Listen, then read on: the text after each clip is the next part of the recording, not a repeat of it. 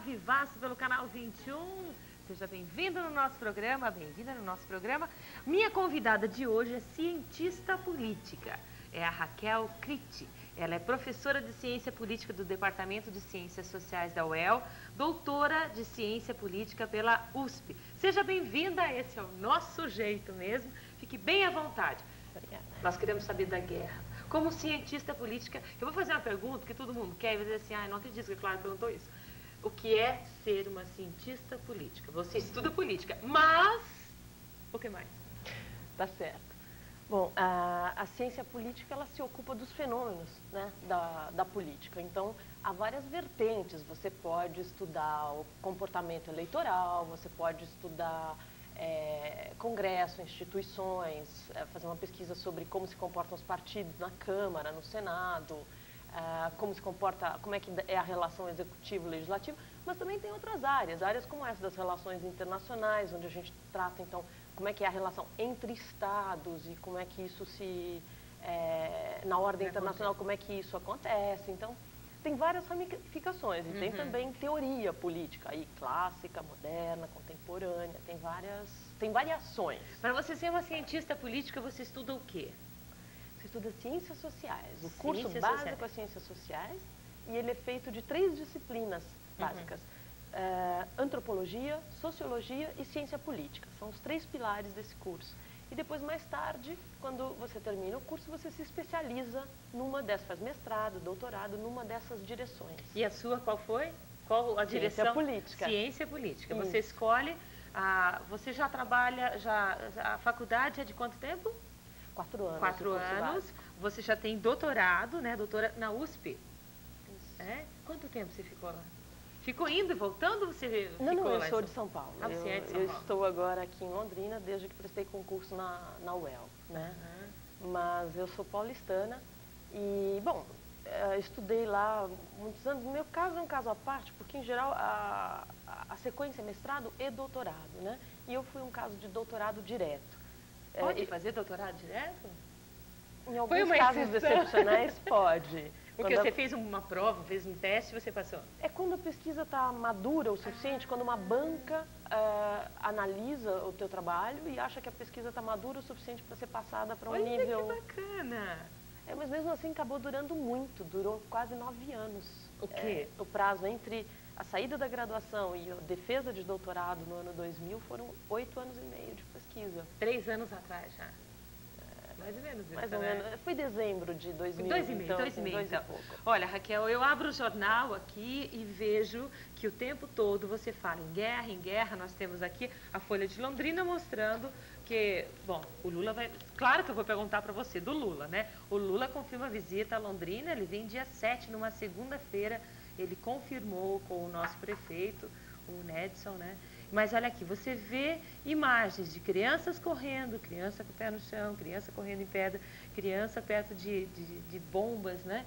E o que está acontecendo? O que aconteceu? Essa guerra toda, o porquê que está acontecendo tudo isso? Bom, eu acho que o primeiro aspecto relevante nessa história toda para a gente abordar é justamente o cenário imediato. O que ocorreu? Né? Acho que até que a colocação é boa por causa disso, permite a gente entrar direto. O que está acontecendo, na verdade, é uma ação unilateral de uma superpotência estrangeira que resolveu, por uma série de motivos que a gente pode até tratar depois, invadir uma outra nação soberana. Né? E onde é que está o problema? O problema está justamente no fato de que essa potência, os Estados Unidos da América, resolveram invadir o Iraque sem um mandato do Conselho de Segurança da ONU, no qual eles têm assento e são signatários. Né? A ONU, inclusive, é uma instituição internacional que regulamenta as relações internacionais com o aval e, na verdade, construída com muita ajuda americana depois do pós-guerra, pós-segunda guerra mundial, para substituir a Liga das Nações. Né? Então, no fundo, os Estados Unidos são uma espécie de pilar dessa instituição. E talvez pela primeira vez em toda a história da ONU do pós-guerra, os Estados Unidos sofreram uma derrota diplomática como eles nunca... A primeira vez? uma primeira grande derrota diplomática, que foi essa de tentar fazer passar no Conselho de Segurança uma resolução aprovando a entrada no Iraque e contra a qual se colocaram as outras nações europeias, basicamente Rússia e China, né? França, Alemanha, o eixo franco-alemão, várias nações europeias e outras duas potências com poder de veto no Conselho de Segurança, a Rússia e China, com assento permanente.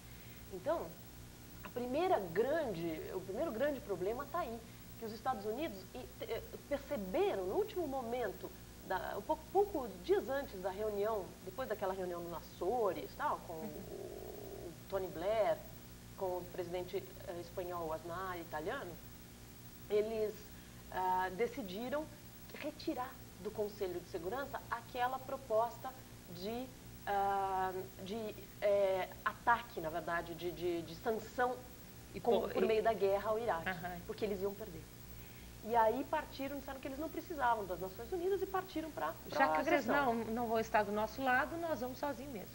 Pois é, e isso foi o grande problema, porque eles cometeram, na verdade, dois crimes, uma ilegalidade do ponto de vista da ordem internacional, porque eles desrespeitaram um fórum multilateral, do qual eles são signatários, a decisão desse fórum de não fazer a guerra ainda, e, em segundo lugar, cometeram uma agressão contra um país soberano, né? Porque guerra a gente faz, segundo os tratados de direito internacional, guerra é legítima quando alguém te invade, né? Quando alguém te faz algum mal, te causa, molesta. E isso não aconteceu. O Iraque tem muitos crimes nas costas, mas esse de ter molestado ou feito mal recentemente aos Estados Unidos, não. Então, nesse sentido, até, a gente tem de ser preciso mesmo, porque não se trata de uma guerra. Guerra é quando há um motivo justo.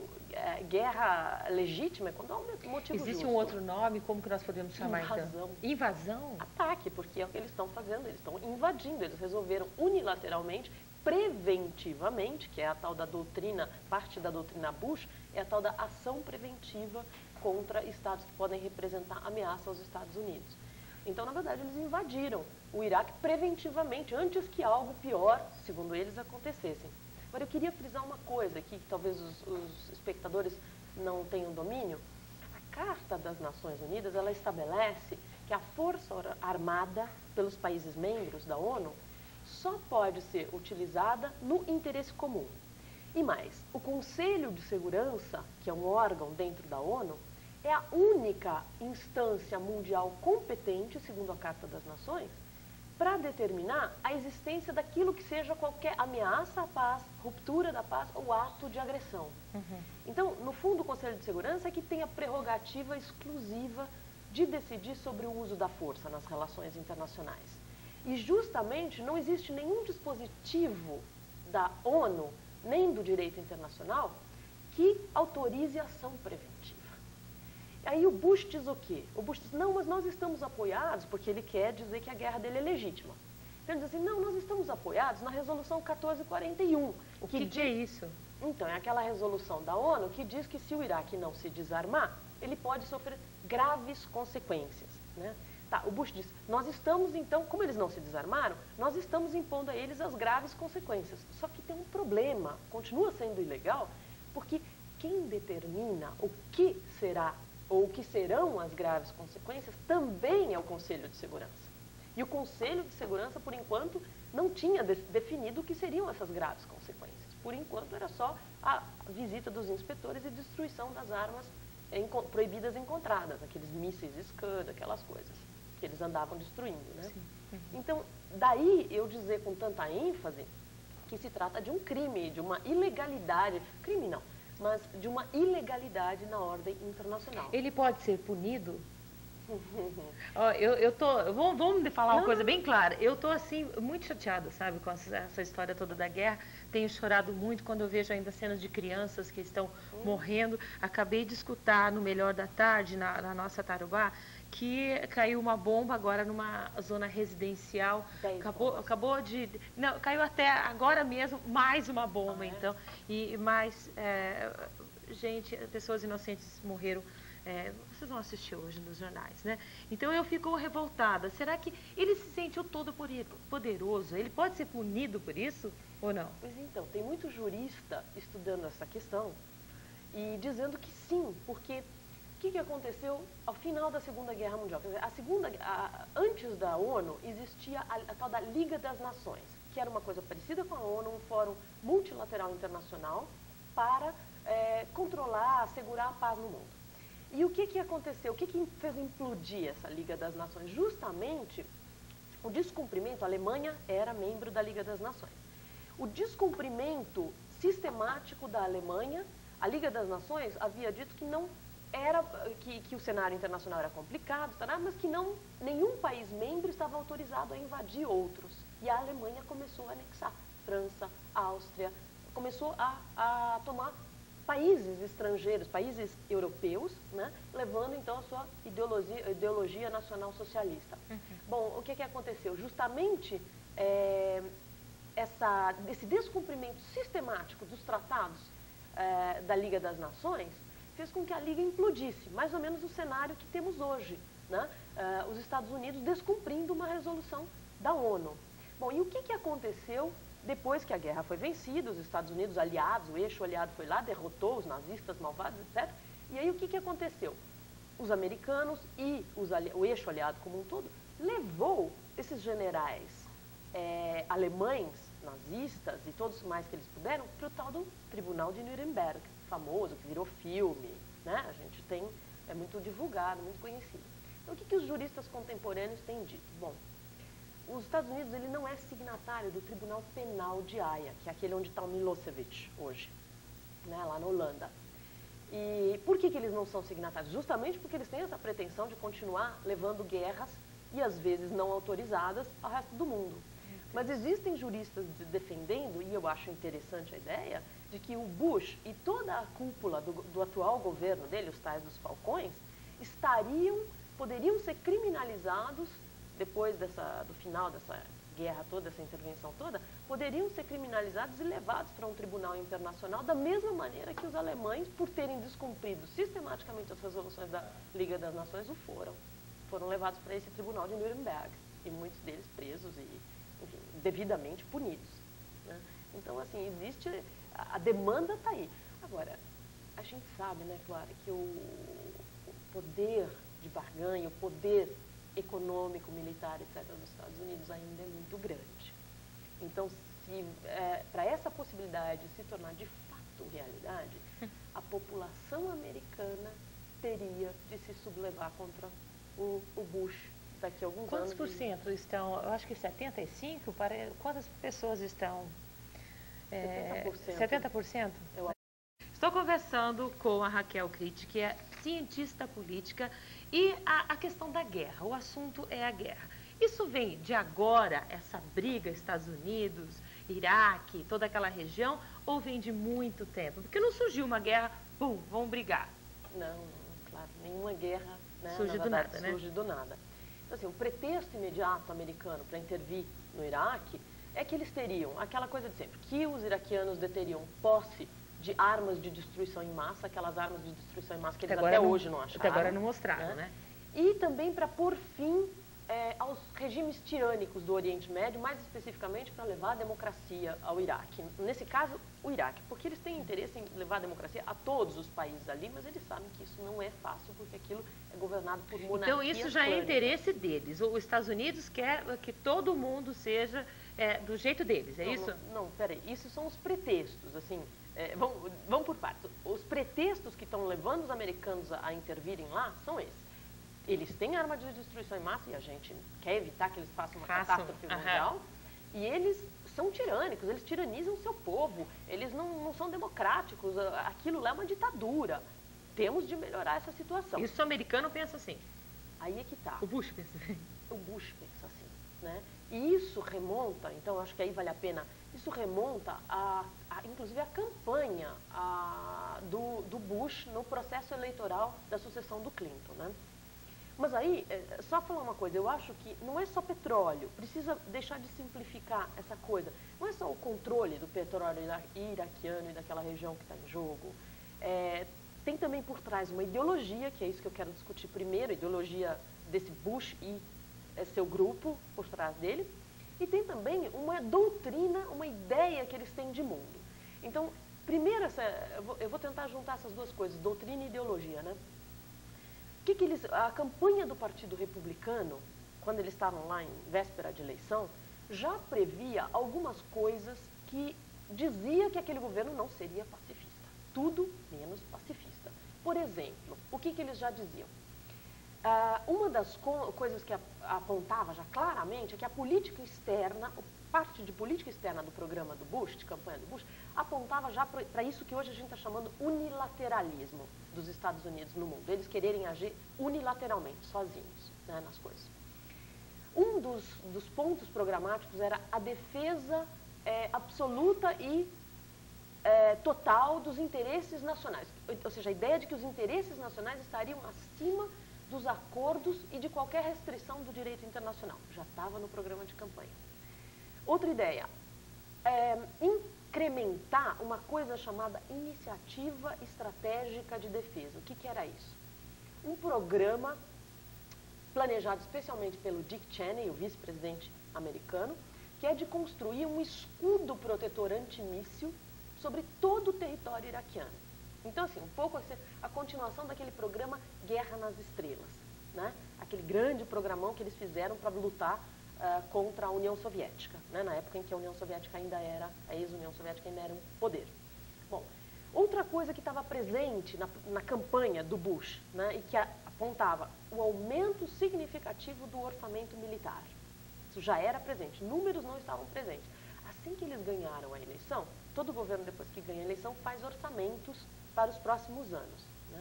Para você ter uma ideia, o orçamento de 2004 do Bush para os militares é o mais alto de toda a história dos Estados Unidos. Será de simplesmente 399 bilhões de dólares, o orçamento para os militares. Isso em detrimento de programas de que tipo? Social, cortando impostos, né? Então isso está vinculado, assim, como é que o déficit externo americano, todo o déficit americano é de 307 bilhões.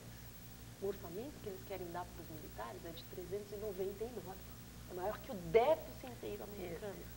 Então, assim, já apontava na direção de uma, se não de uma militarização, de uma coisa mais autoritária, de uma coisa menos Clinton, né? Menos aquela coisa light dos direitos humanos, aquela era Clinton que soava até engraçada, da qual a gente deu muita risada. Verdade. E hoje eu até pessoalmente sinto falta. E aquela coisa toda, E tinha mais uma coisa que eles admitiam já no programa de campanha que era grave. Não mais se falava no programa em possibilidade do uso, mas sim do uso de armas atômicas contra países ou organizações que os ameaçassem. Isso já antes do Bush ganhar. Bom, ele ganhou, como disse o Michael Moore, aquele que ganhou o melhor documentário lá. Que fez um depoimento assim, contra Bush mesmo, né? Então, ele diz, olha, temos um presidente fictício conduzindo uma guerra fictícia por razões fictícias. Verdade. Né? É perfeito, achei perfeito o resumo que ele fez. A entrega do Oscar, né? Porque presidente fictício, por quê? Bom, porque ele nem foi o mais votado. O mais votado, na verdade, foi o Al Gore, mas por conta daquele sistema americano de distribuição de votos, quem acabou levando... Demorou bastante, né? Isso, deu aquela confusão toda, né? Quem acabou levando foi o Bush, porque ele tinha mais delegados. Uma guerra fictícia, porque não é guerra, é invasão. Não se trata de guerra, porque os Estados Unidos não foram agredidos. E conduzida por razões fictícias, porque até agora armas de destruição em massa e etc. não foram achadas. Quer dizer, então, assim, é uma grande baderna mental, no fundo, que está sendo conduzida. Bom, mas eu dizia antes da eleição do Bush, pré-eleição do Bush. Então, eles já entraram com esse projeto. A militarização já era evidente, né? E aí, o que é que acontece?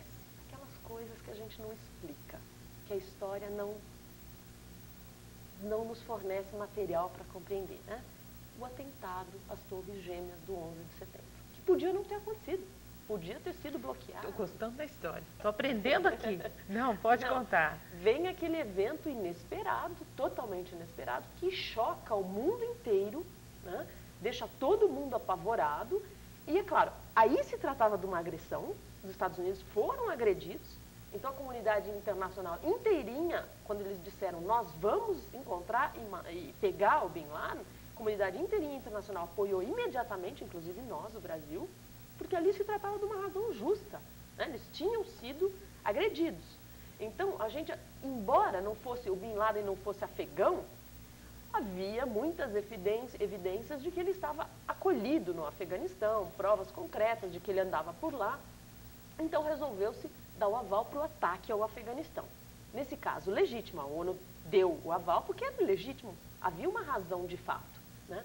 Bom, mas era o que os americanos do Bush, quer dizer, o que essa turma do Bush precisava para acelerar esse processo de campanha militar e, mais do que isso, criar uma doutrina nova. Essa coisa, já havia resquícios dessa doutrina porque esse pessoal já tinha sido assessor do Bush pai, Reagan e Bush pai. Reagan 2 vezes, 4 em 4 anos, depois o Bush pai, né? Dick Cheney, Rumsfeld, todo esse pessoal que hoje é chamado falcões do governo, já tinham sido assessores de defesa dos republicanos lá atrás. Então, o que o Bush faz? Recupera toda essa equipe, traz essa gente para o seu governo, com agora um acréscimo novo, que é a tal da Condoleezza Rice, né? E passa, então, a querer pensar essa nova ordem. Bom, nós fomos agredidos, a nossa integridade territorial foi aviltada por terroristas, por grupos terroristas. Qual é o novo cenário? E aí sim vem o embrião dessa doutrina Bush, a chamada doutrina Bush. O que é o diagnóstico do 11 de setembro? Olha, existe um inimigo novo, um inimigo que é chamado Estado-Rede, Al-Qaeda, né? A base. Por que base? Base de dados, porque os Estados Unidos, antes do Bin Laden virar o inimigo número 1 dos Estados Unidos, ele foi treinado nos anos 80, ele foi treinado pela CIA e o FBI no Paquistão.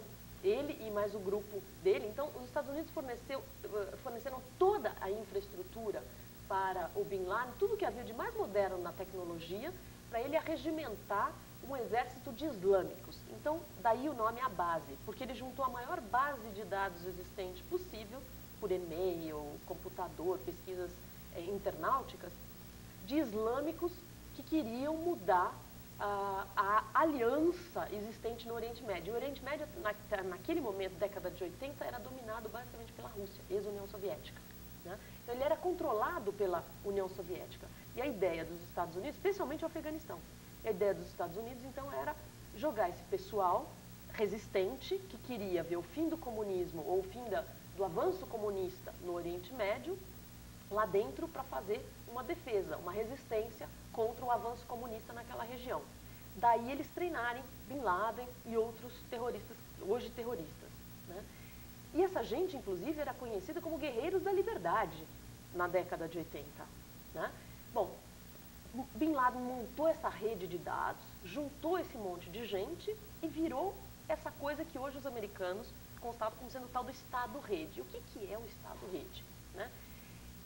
São grupos terroristas espalhados, então, ao redor do mundo, e que é uma rede difusa, porque está em toda parte, né?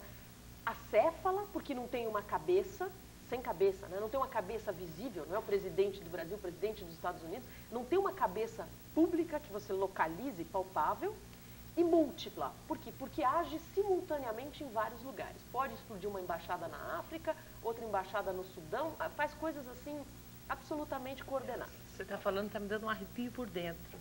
Pois então, mas assim, os americanos também se arrepiaram. Quando eles descobriram que esse inimigo existia e que derrubou 2 torres e um pedaço do Pentágono... E podia fazer muito mais? E podia ter derrubado a Casa Branca, só não fizeram porque não deu certo.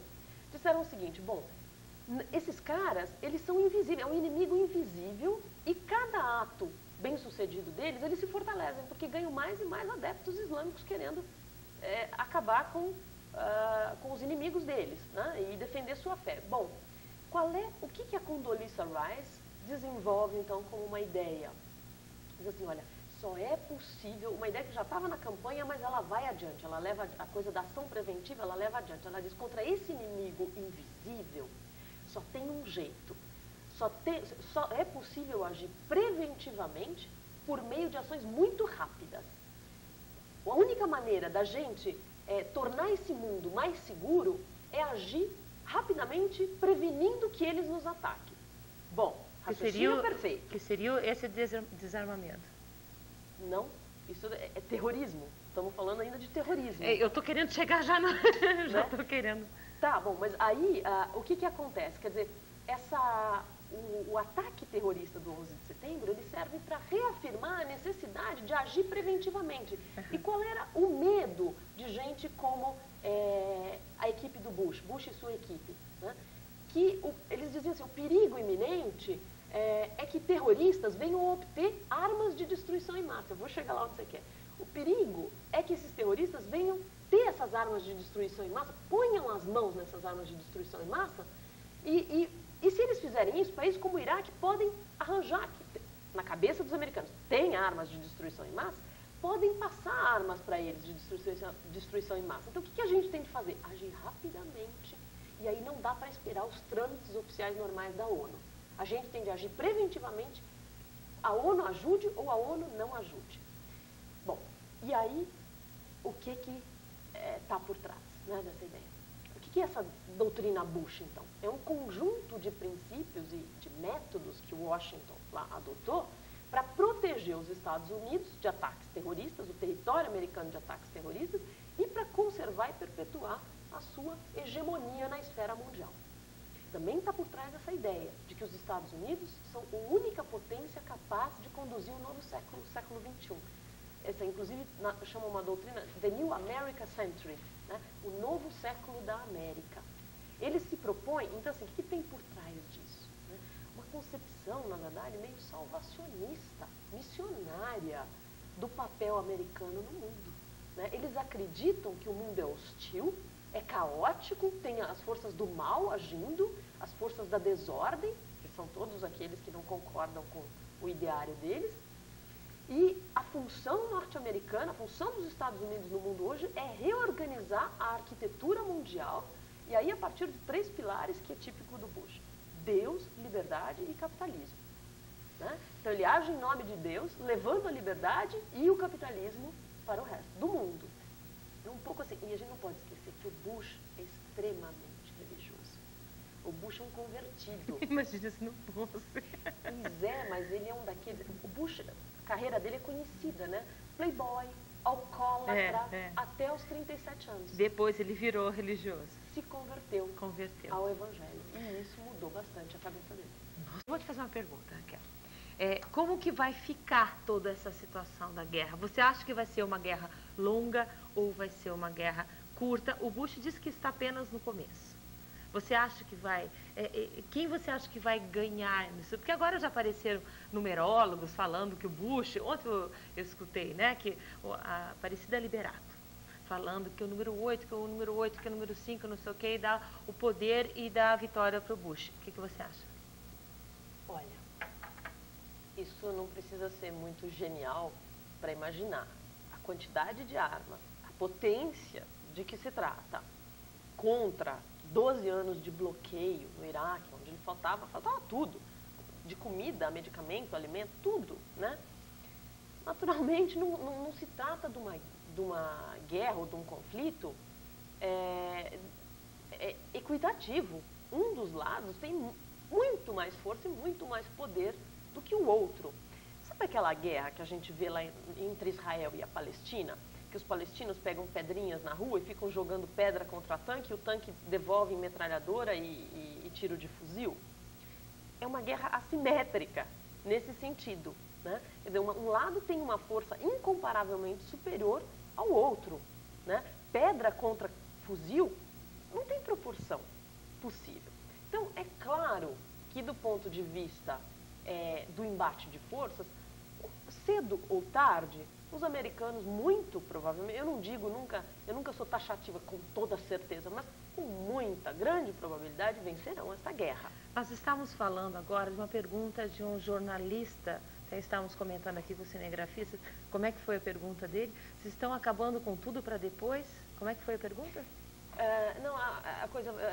O repórter pergunta para um dos defensores da guerra, um americano defensor dessa guerra, mas como vão reconstruir como é que vocês pretendem, então, que seja feita a reconstrução no Iraque?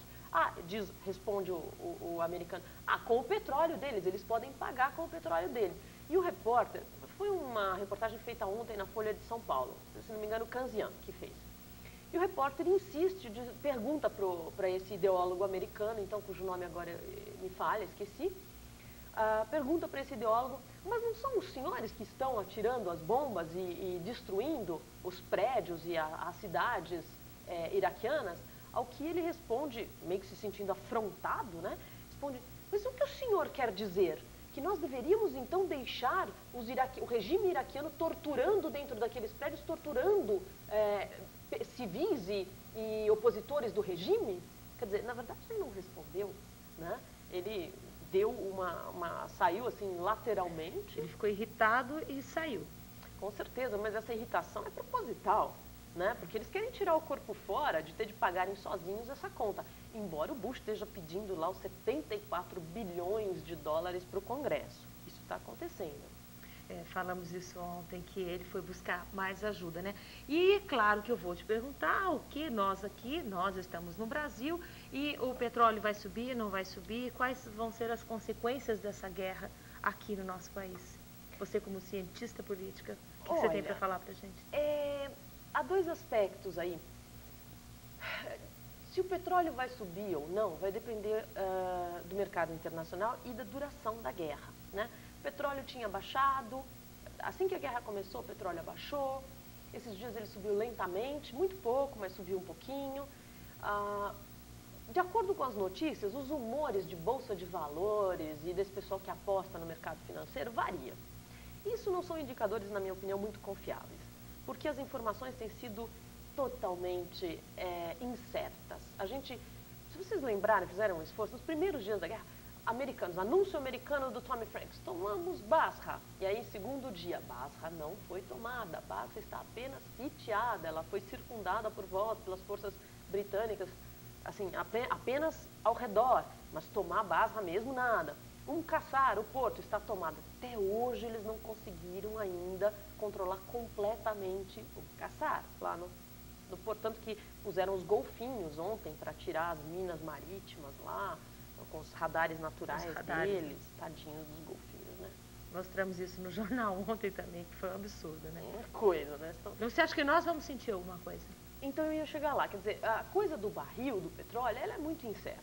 O Brasil não é propriamente dependente do petróleo internacional, isso já foi muito dito, porque a gente tem 90% do consumo brasileiro de petróleo pode ser suprido pelas nossas próprias fontes, que a Petrobras, na verdade, monopoliza, né?